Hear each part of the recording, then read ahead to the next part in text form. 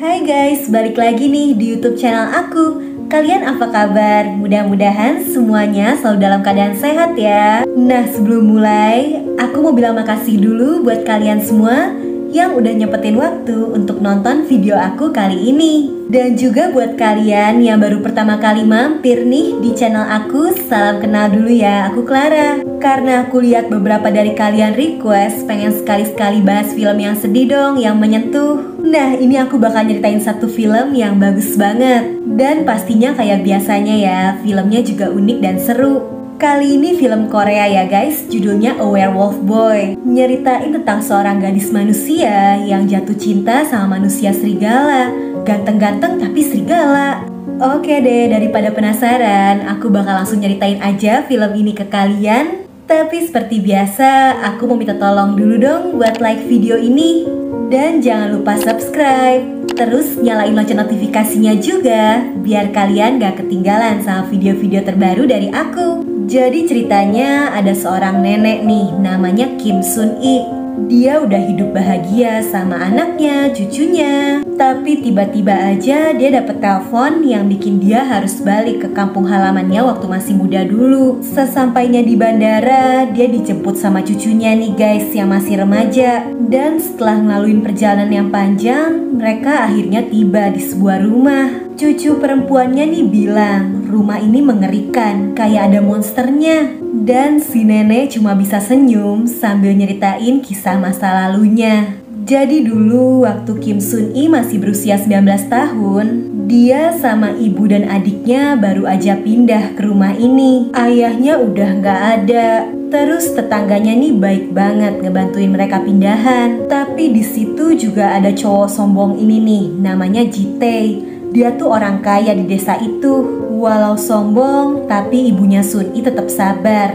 Karena sebenarnya Ji-tae ini pemilik rumah mereka. Sun-i dan keluarganya cuma numpang. Setelah sibuk masukin barang, si ibu ngajakin para tetangganya makan nih.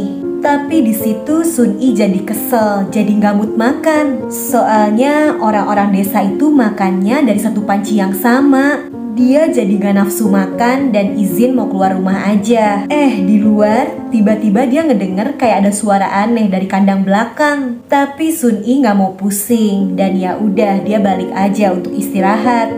Nah, tiap ngerasa sedih, Sun-i tuh selalu nulis semuanya di buku diary. Apalagi kondisinya tuh sebenarnya gak sehat guys. Dia punya penyakit paru-paru. Dan itu yang bikin Sun-i selalu kelihatan sedih, gak mau bergaul.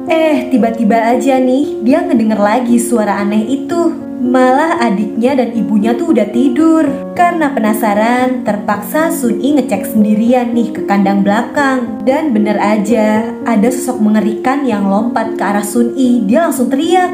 Ibu dan adiknya jadi bangun, tapi sosok mengerikan itu udah kabur.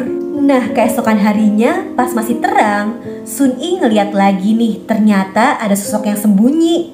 Walau takut-takut, ibunya berusaha mancing sosok itu supaya keluar. Ternyata itu manusia, tapi kotor dan liar, terus kelihatan kayak kelaparan. Sun-i sebenarnya takut, tapi ibunya yang baik ini ngerasa kasihan.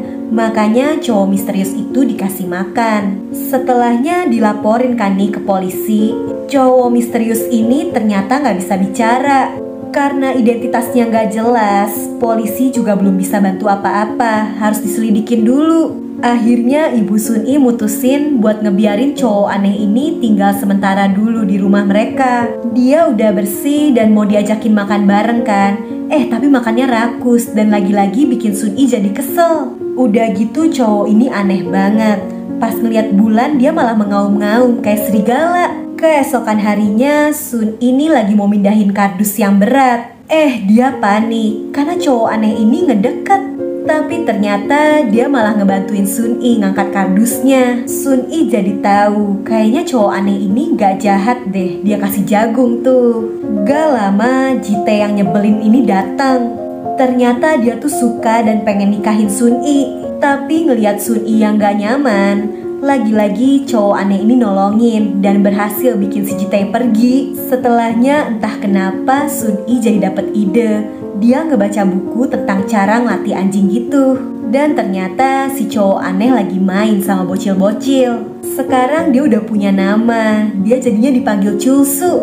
Di situ Sun Yi ngebawa beberapa kentang dan dia nyoba ngelatih Chulsu supaya makannya nggak heboh.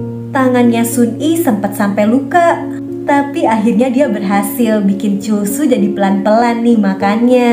Pas makan bareng, keluarganya aja heran nih karena sekarang Chulsu udah bisa makan dengan tenang. Setelahnya Sun Yi jadi seneng ngajarin Chulsu sikat gigi, ngelipet kasur, ngiket tali sepatu. Dan lucunya si Chulsu selalu minta kepalanya dielus setiap dia berhasil ngelakuin sesuatu. Nah terus si Chulsu juga diajakin jalan-jalan ke pasar.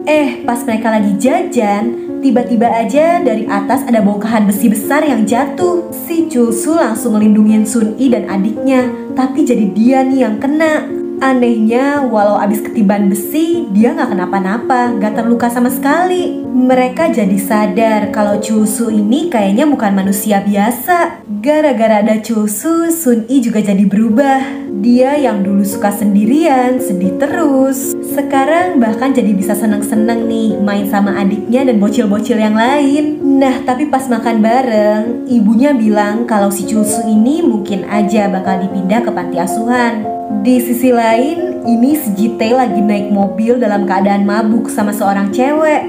Gara-gara itu mobilnya jadi nabrak ke kandang kambing punya orang.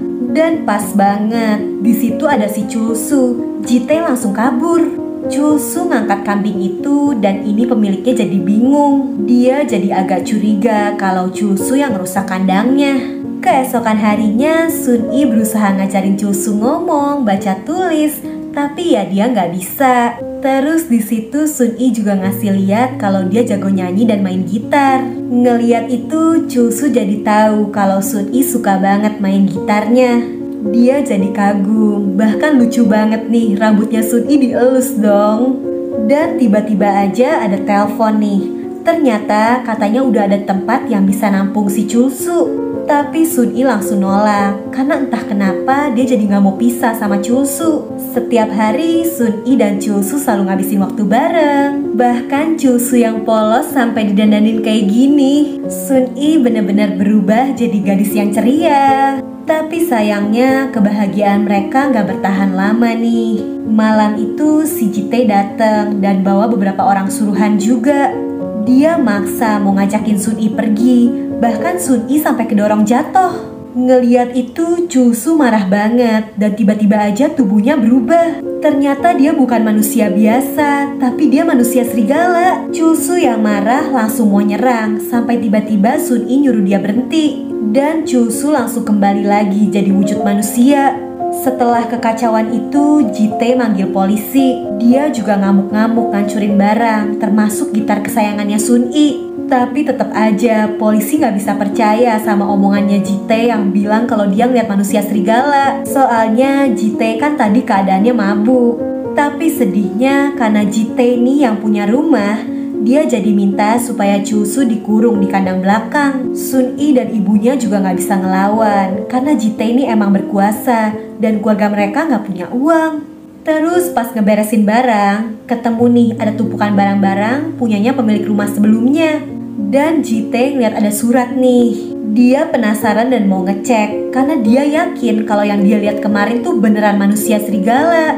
Nah balik lagi nih, Sun Yi nyamperin Chulsu yang sendirian dan juga ngebawain sebuah buku cerita gitu. Sun Yi bilang suatu hari nanti Chulsu yang harus bacain buku cerita itu untuk Sun Yi. Kalau nanti dia udah bisa bicara dan baca tulis. Mereka bahkan bikin janji pakai jari kelingking. Setelahnya mereka mau seneng-seneng lagi, lari-larian. Tapi Sun Yi lupa kalau dia tuh punya penyakit paru-paru kan. Dia sampai nggak sadarkan diri. Chulsu langsung ngebawa Sun Yi pulang, tapi di sana nggak ada orang. Dia panik dan akhirnya ngebawa Sun Yi ke hutan. Setelah sadar kalau Sun Yi menghilang, orang-orang pada nyari kan ke hutan. Dan pas ketemu, mereka ngiranya Chulsu yang bikin Sun Yi jadi pingsan. Dia jadi dirantai. Udah gitu datang juga nih profesor yang dulu sempat surat-suratan sama pemilik rumah sebelumnya. Di situ dia jelasin semuanya. Jadi emang dulu pemilik rumah sebelumnya tuh peneliti yang diam-diam berhasil nyiptain sosok manusia serigala, yaitu Chulsu. Nah, perilaku Cusu jadi diamatin kan lewat kamera. Tapi walaupun dia manusia serigala, dia nggak ngelakuin hal-hal aneh. Bahkan dia nurut banget dan meluk Sun-i dengan hangat. Karena dianggap nggak berbahaya, Cusu udah mau dilepasin. Tapi Jite yang jahat ini nggak mau dan dia jadi bohong. Dia bilangnya kalau Cusu ini manusia serigala yang udah pernah nyerang kandang kambing. Setelahnya bahkan Jite punya rencana jahat. Dia bikin pemilik kandang itu pingsan. Terus dia matiin listrik di rumahnya Sun-i. Dan kesempatan itu dia pakai untuk ngehasut si Cusu. Dia bilang kalau gitar kesayangannya Sun-i ada di rumahnya si pemilik kandang. Nah, pas listrik udah balik nyala, orang-orang panik karena ngeliat Cusu udah nggak ada di kandang. Dan bener aja, Cusu udah ngacak-ngacak rumah si pemilik kandang. Karena dia polos, dia percaya kalau di situ ada gitarnya Sun-i. Walau melihat semuanya yang kacau, Sun-i tetap percaya kalau Cusu nggak jahat. Makanya dia deketin kan. Ngeliat itu, Jite jadi emosi dan jadinya malah nyerang Sun-i. Kayak sebelumnya, Cusu nggak bisa ngeliat Sun-i yang terluka. Dia berubah lagi jadi manusia serigala. Bahkan kali ini dia bawa kabur si Sun-i ke hutan. Sedih banget nih, Sun-i sebenarnya punya perasaan sama Cusu. Walau dia tahu Cusu ini monster, manusia serigala. Dan gak lama Sun-i yang lemah pingsan. Cusu nyelimutin Sun-i pakai daun supaya tetap hangat dan berbaring di sampingnya. Setelahnya Sun-i kebangun karena ngedenger orang-orang lagi pada nyari dan manggil-manggil dia. Sun-i tahu kalau ketemu Cusu bakal ditangkap, bahkan bisa dihabisin. Makanya sedih banget nih, Sun-i cuma bisa ngusir-ngusir Cusu supaya dia pergi. Cusu gak mau pergi, dia ngikutin Sun-i terus. Bahkan tiba-tiba aja untuk pertama kalinya, Cusu yang tadinya gak bisa bicara sama sekali jadi bisa ngomong dan minta supaya Sun-i jangan ninggalin dia. Tapi demi keselamatannya Cusu, ya Sun-i akhirnya milih untuk pergi. Setelahnya Sun-i bilang kalau Cusu kabur gak tahu kemana. Udah gitu karena marah, Jite juga akhirnya ngusir keluarganya Sun-i dari situ. Sebelum pindah, Sun-i ninggalin surat untuk Cusu. Dan dia pergi sambil nangis. Nah, balik lagi nih guys ke si Sun-i yang udah jadi nenek-nenek. Dan ternyata rumah itu sekarang udah punyanya Sun-i. Dia dan cucunya nginep di situ nih semalam. Tapi Sun-i yang udah nenek-nenek ini nggak bisa tidur kan. Dia jadi iseng aja ngecek ke kandang belakang. Dan sedih banget. Ternyata di situ ada si Cusu yang masih setia nungguin dia. Dia nurut karena ngebaca suratnya Sun-i yang nyuruh dia nunggu. Karena Cusu ini manusia serigala, wujudnya masih sama, gak menua sama sekali. Dia masih ingat sama Sun-i yang wujudnya udah jadi nenek-nenek, masih dibilang cantik. Bahkan gitarnya Sun-i yang dulu rusak juga dibenerin. Masih sama kayak dulu, dia minta dielus. Mereka udah terpisah selama 47 tahun. Dan ini sedih banget, dia sekarang udah bisa bicara. Dia bacain buku cerita yang dulu dikasih sama Sun-i. Nah, di pagi harinya Sun-i kebangun dan Cusu udah gak ada di situ. Tapi dia lihat barang-barangnya Cusu. Jadi yang dia lihat semalam ya bukan mimpi. Sayangnya Sun-i udah harus kembali ke kehidupannya. Dan film berakhir dengan Cusu yang ngeliat Sun-i pergi dari kejauhan. Ya, itu tadi ceritanya guys, benar-benar mengandung bawang ya. Nah, kalau kalian suka sama videonya, bantu aku ya dengan like, subscribe, dan nyalain lonceng notifikasi untuk channel ini guys. Kalian juga bisa komen di bawah kalau punya rekomendasi judul film seru lainnya yang pengen aku bahas. Oke deh, kayaknya cukup segitu dulu aja deh ya dari aku. Jaga kesehatan kalian selalu, and I'll see you guys on my next video. Bye-bye.